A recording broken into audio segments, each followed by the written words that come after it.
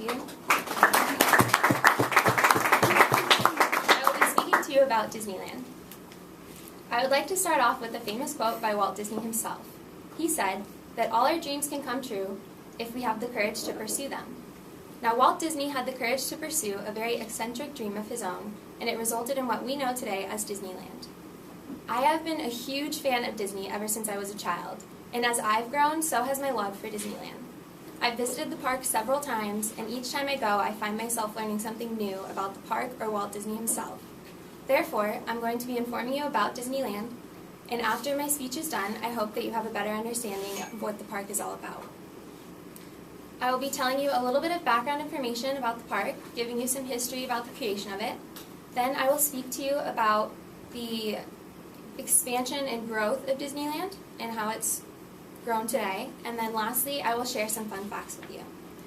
So let's begin with a brief history and background of Disneyland. Walt Disney created Disneyland. He wanted to create a place where people of all ages could come and enjoy a place of magic, kind of to escape reality. He began in 1954 by purchasing 160 acres of orange groves in Anaheim, California. And according to Disneyland.com, he spent nearly $17 million just to start up Disneyland. That's a huge sum of money. And regardless of the expense, and according to a journal done by Judith Josephson, Walt Disney had promised fans that he would have the park done within 1 year. After a lengthy year of construction and many mishaps along the way, the park was finally ready to be opened, or so Walt thought. On July 17, 1955, Walt Disney opened the gates of Disneyland to the public. Now, ABC Network deemed this the blackest Sunday because the 18 rides and attractions that were developed kept breaking down, they ran out of food, women's high heels were getting stuck in the melting asphalt due to high temperatures, and the water fountains were dry due to faulty plumbing. Now, even though the first day was complete chaos, Walt Disney persevered and continued to expand his dream of Disneyland. The first branch of expansion began with Walt Disney World in Orlando, Florida. Walt Disney wanted to create a world now rather than just a land where people could come and completely remove themselves from any outside ties to reality. So he began in Orlando, Florida, but unfortunately he passed away before the completion of Walt Disney World, and they had originally decided to just call it Disney World, but in his honor, after his passing, they added the Walt to the beginning. Now, many countries have also continued on his dream and made it an international reality. There is a Disneyland in Paris, France, there's one in Tokyo, Japan, Hong Kong, China, Shanghai, China, and the one in Anaheim, and there's one Disney World, which I said is in Orlando, Florida. So now that I've spoken to you a little bit about the history of Disneyland and the expansion, I'd like to share with you some fun facts. The first fun fact I'm going to tell you about is that there are several hidden Mickeys inside of the Disney park.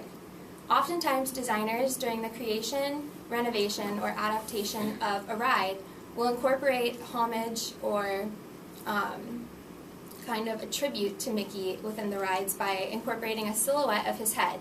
And as you can see on the slides behind me, these are some of the forms and shapes that they can take into place. They're very hard to find. The one in the upper right corner is actually just a small paint splatter on the Alice in Wonderland ride. And as you're going through, you have to be quick to catch it and know where it is. And then the other two, the plates are on the Haunted Mansion ride. If you look down into the dining room, you'll kind of notice that on the table. And then the wall of rocks can be found in Toontown by the coaster. Another fun fact that many of you may not be aware of is that there is a place on Disney that serves alcohol. It's known as Club 33, and it's in a very, very exclusive club. Most of the time, celebrities and well-known business associates are the only ones that gain access, and there's a 10-year waiting list to get into this club. What? You have to pay a fee of about $10,000 annually just to maintain membership. So if you're planning to get boozy at Disneyland, you might as well bring your own. The last fact that I would like to share with you that many of you Sun Devils may not be aware of is that Sparky, our mascot, was actually designed by a Disney creator. Burke Anthony, a Disney illustrator, was hired to design our Sparky, and many say that he actually resembles Walt Disney. Do you see the resemblance? Now that I've shared with you some brief history of Disneyland, the expansion of it and how it's grown today, as well as some fun facts, I hope you have a better understanding of what this park is about. As Walt Disney had the courage to pursue his own dreams, and they grew into something beyond his wildest imaginings, I hope that you too can remember to pursue your dreams, because there's always something more to them. Thank you.